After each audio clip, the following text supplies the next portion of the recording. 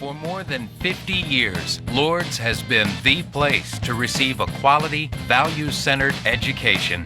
With numerous bachelor and master degree programs, a renowned faculty, and one of the lowest private tuition rates in the entire state, Lourdes is the place for you. Come on, discover a place where you matter. Discover a new you. Discover Lourdes University. In 1916, here in Toledo, Bishop Schrems of the Toledo Diocese was having trouble finding teachers for the Polish children in North Toledo. Problems with the language. There weren't enough people that could speak Polish. So in Winona, Minnesota, the Sisters of St. Francis had an order in a convent, and they were mostly Polish women. So the bishop asked if they could send some sisters to Toledo to help teach the Polish children in Toledo. And so in 1916, 23 sisters joined Mother Adelaide Sandusky to come here. They met with the bishop. They took up residence in the convent at St. Hedwig's Parish in North Toledo and started teaching children in the parish there. A flu epidemic broke out. They found themselves pulled into nursing. As the sisters saw a need, these women that, perhaps they were artists, perhaps they were scientists, perhaps they were teachers, nursing, whatever the need was, they seemed to be able to delve into so many other areas. Well, a year after they came to Toledo in 1917, they were still under the Mother House in Winona, Minnesota, and they asked Mother Adelaide to see if she could find something a little more permanent for them to reside. So she went around, she looked at where the casino is now in Rossford, and even at that point it was rather industrialized. She looked where the Flower Hospital currently is built. She didn't like that. So the sisters have a lot of stories, and we believe most of them. This story was that Mother Adelaide was being driven in a Stutz Bearcat. She was driving down Silica, which is on the western boundary of Lourdes University. It was a mud road, it had been rainy, and the car got stuck. And so she thought this was divine providence, and she looked to her left, and there were 3 farms. So in 1917, the sisters in Winona, Minnesota purchased these 3 farms, 89 acres, and that is the historic campus of Lourdes University. Mother Adelaide did not quite know what they were going to do with this property. They thought it could be a park. They thought they could raise some animals, they could raise some crops. The soil was very sandy, so farming was not exactly a successful venture. So she went to the State of Ohio Department of Agriculture and asked them if she could have some pine seedlings, because this was a flat land, no trees were on it. They gave her 1,000 pine seedlings. So if you go to our campus and you see these tall, old pine trees, those are some of the seedlings that Mother Adelaide got way back in the 1920s. So they decided that they would build a couple wooden structures, and they built Alverno Hall, the first Alverno Hall, which housed a gym, which housed a stage. They started to recruit young girls into the convent. They founded St. Clare Academy, which was a high school for young girls, high school girls, very similar to Notre Dame, St. Ursula, except it was just for young girls entering the convent, and many young girls entered the convent out of 8th grade. The first building on the Lourdes campus that they built, the permanent building, was St. Clare Hall, and that they broke ground for that in 1929. And of course, then the stock market crashed. Another occurrence was there's a river, a stream running under our campus. As the rains came in the spring, the walls collapsed on the foundation. So the sisters did not know what to do. They were having a very hard time paying their bills. They often say that when a bill would come, they would pray and an envelope would be delivered with money. Mother Adelaide decided that they were having a hard time paying the note that they were holding, and the bank was holding the note was in Chicago. The banker had a reputation of not being a very nice man. Mother Adelaide with another sister took the train to Chicago. She met with the banker, and not only did he give her more favorable terms, he also gave him lunch money. Now, Mother Adelaide had made a promise to our Lord saying if she got more favorable terms, she would build the Portiuncula. It's a little chapel on the western side of Lourdes University's campus. It's an exact replica of a chapel that is in the San Damiano Cathedral in Assisi. And it is a church that the Benedictines gave to St. Francis. St. Francis had a dream that the Lord told him to rebuild his church. So when the Benedictines gave him this run-down, dilapidated chapel, he thought this is what our Lord meant, so he rebuilt it. So what Mother Adelaide did is she built a replica, and it is exactly like the original in Assisi, of the Portiuncula. I don't know where she got the money for that, because obviously finances were a problem at that time. But they did build St. Clare Hall, and it was the first permanent building of Lourdes University. So as time went on, St. Clare Academy thrived. In 1949, they built Duns Scotus Hall. It wasn't Duns Scotus Library, it was Duns Scotus Hall. It was a reading room and a library for the sisters. Again, it's a beautiful building. Up until recently, it was not air conditioned, so it was almost unusable in the summer. So in 1949, they built this reading room, the library. Mother Adelaide was a woman of vision.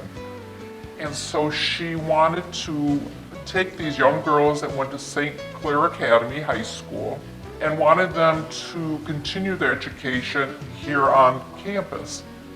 So in 1958, Lourdes Junior College was founded, and it offered 2-year associate degrees to sisters or to women who wanted to join the convent.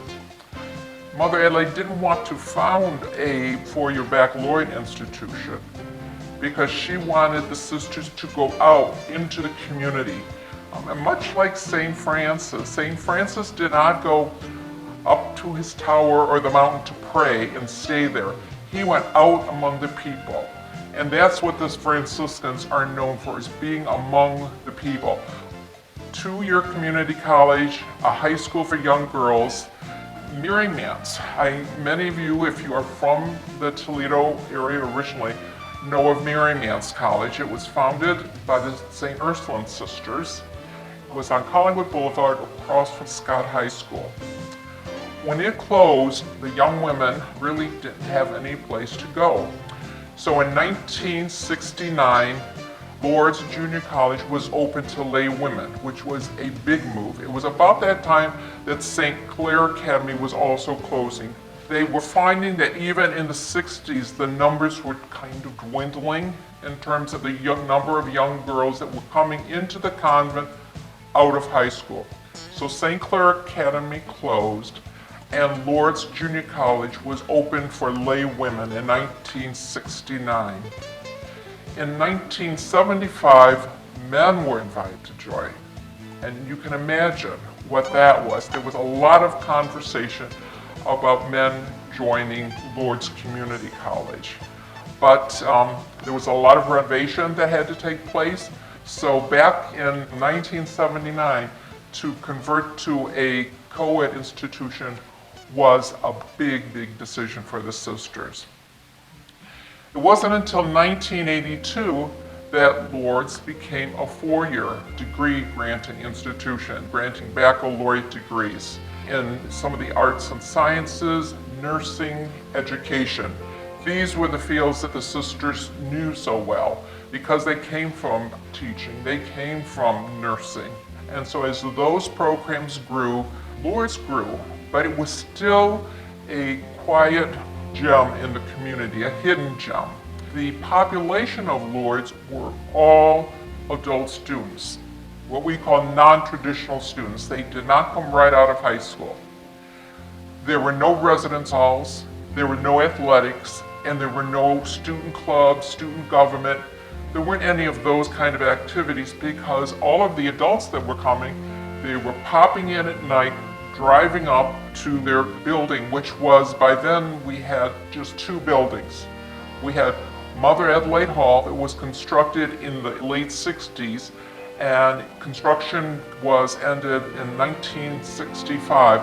Mother Adelaide passed away in 1964 at the age of 89. So there were only two buildings, but you could pull your car right up to it, and there wasn't much activity on campus because these people had jobs, they had lives, they had children, and we weren't recruiting full-time students. They were all part-time, and maybe it took them 6, 7, 8, 10, 12 years. Some people, it took them 12 years to finish, but I truly admire these people for having the conviction that they can do this, taking 1 or 2 courses at a time.